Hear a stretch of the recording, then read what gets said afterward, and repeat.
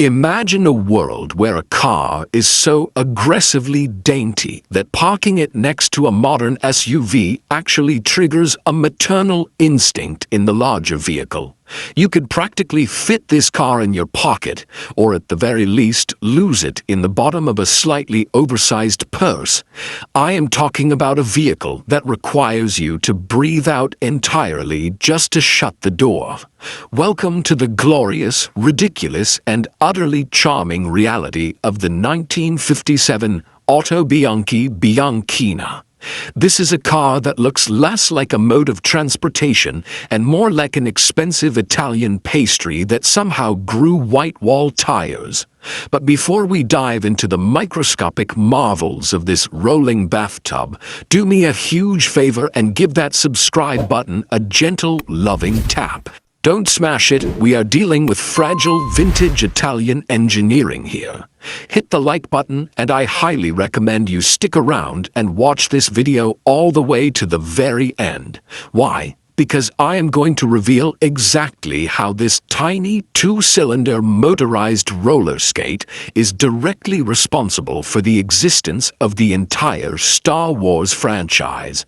I promise you, I am not making that up. The fate of Darth Vader and the Jedi Order somehow hinged on a 15-horsepower microcar. Let's get into it. To truly understand the Autobianchi Bianchina, we have to travel back in time to 1957 in Italy. The world was swept up in the atomic age, rock and roll was taking over the radio, and the Italian economy was experiencing a massive post-war boom. People had a little bit of disposable income jingling in their pockets, and they desperately wanted to experience la dolce vita, the sweet life. Now, the absolute king of the Italian roads at this time was the legendary Fiat 500. It was cheap, it was reliable, and it mobilized an entire nation. But there was a slight problem. The Fiat 500 was essentially the automotive equivalent of plain oatmeal. It did the job, but it wasn't exactly dripping with luxury. Enter a gentleman named Giuseppe Bianchi. His company made bicycles, but he really wanted to make cars. So he teamed up with the tire giant Pirelli and the automotive titan Fiat to create a brand new company called Autobianchi. Their mission was simple but objectively hilarious.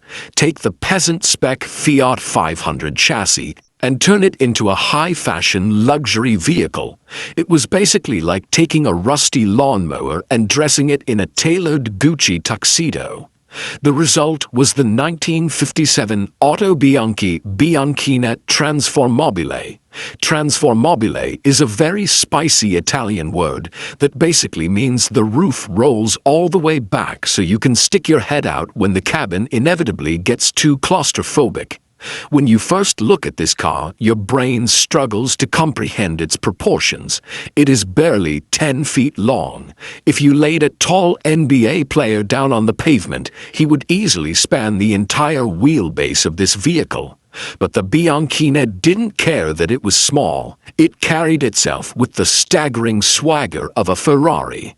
It was adorned with copious amounts of chrome trim, elegant two-tone paint jobs, and those iconic, gorgeous white-wall tires. It even had fins on the back, tiny, adorable little fins like a baby shark trying its absolute hardest to look intimidating. But perhaps the most hilarious and iconic design choice of the 1957 Bianchina were the doors. It featured suicide doors, meaning they were hinged at the back and opened from the front. Now, usually suicide doors are strictly reserved for massive, imposing vehicles like a Rolls-Royce Phantom or a vintage Lincoln Continental. Putting suicide doors on a car the size of a shopping cart is peak Italian comedy. You don't step out of a Bianchina, you sort of unfold yourself from it like a cheap lawn chair at a family barbecue. You pull the delicate handle, the door swings backward, and you emerge into the world, hoping nobody accidentally steps on you. It was heavily marketed towards middle-class women and wealthy folks who wanted a second, smaller car just to zip down to the marina and check on their yachts. It was the ultimate accessory. You didn't just drive it, you wore it. Now, let us talk about what was hiding under the trunk, and I say trunk because the engine was entirely in the back, while your luggage, which could consist of exactly one medium-sized cantaloupe, went in the front. Powering this fabulous chariot was a 479cc air-cooled two-cylinder engine borrowed straight from the Fiat 500. To put that into perspective, modern touring motorcycles have engines 3 times that size. This furious little sewing machine produced a mind-bending 15 horsepower. 15! You could probably get 15 horsepower out of a team of moderately motivated golden retrievers. When you turned the key, the engine didn't roar, it sort of sneezed into existence. It sounded like an angry espresso machine. The transmission was a 4-speed manual, but it lacked synchro mesh, which meant if you didn't know how to double clutch properly, every single gear shift sounded like you were dropping silverware into a running blender. Driving the Bianchina was an exercise in pure momentum. If you encountered a steep hill, you essentially had to turn off the radio, politely ask your passenger to stop breathing so heavily to save weight, and pray to whatever deity you believed in. The top speed was a theoretical 55 miles per hour. I say theoretical because achieving 55 miles per hour required a perfectly flat road, a strong tailwind, and a complete lack of self-preservation instincts.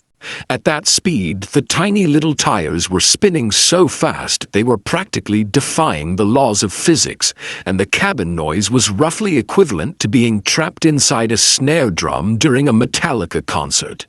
Yet, despite the fact that a strong gust of wind could blow you into the next postal code, driving a Bianchina is pure, unadulterated joy.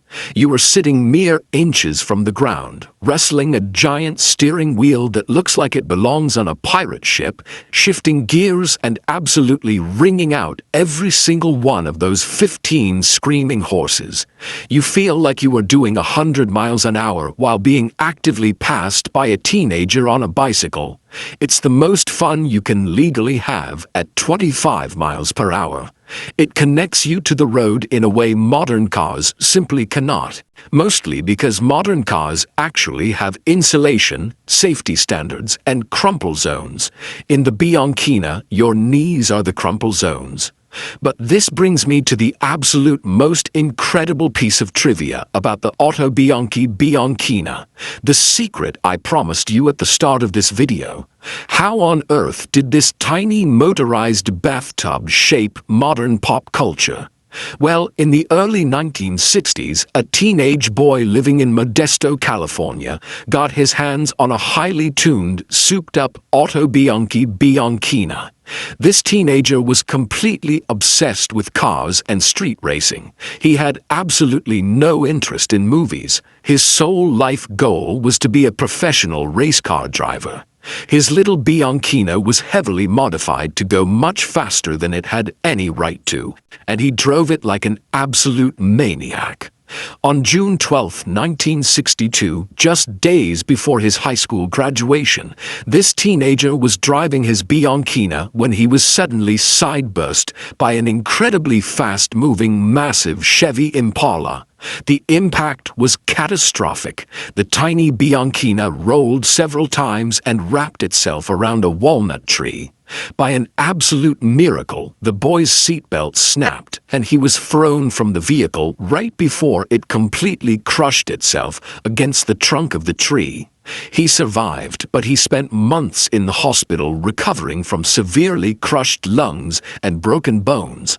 While lying in that hospital bed, realizing he had so narrowly escaped death, he lost his nerve for street racing forever. He decided his dream of being a race car driver was over. He desperately needed a new, safer hobby. So he picked up an 8mm camera and decided to go to film school instead. That teenager, named George Lucas, yes, the legendary creator of Star Wars, Indiana Jones, and the founder of Industrial Light and Magic. If that heavy American Chevy Impala hadn't utterly obliterated his tiny Italian Autobianchi, George Lucas would have continued pursuing professional racing.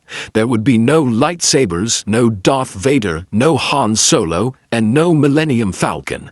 The entire cinematic landscape of the 20th and 21st centuries was shaped entirely because a teenager crashed an Italian microcar. The Bianchina literally sacrificed its own life to give us Star Wars.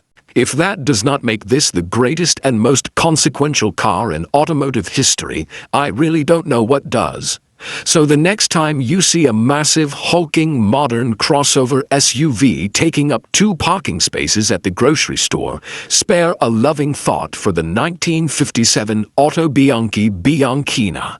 It may not have had Bluetooth, it may not have had air conditioning or cup holders, and it definitely didn't have a 0 to 60 time because it rarely reached 60.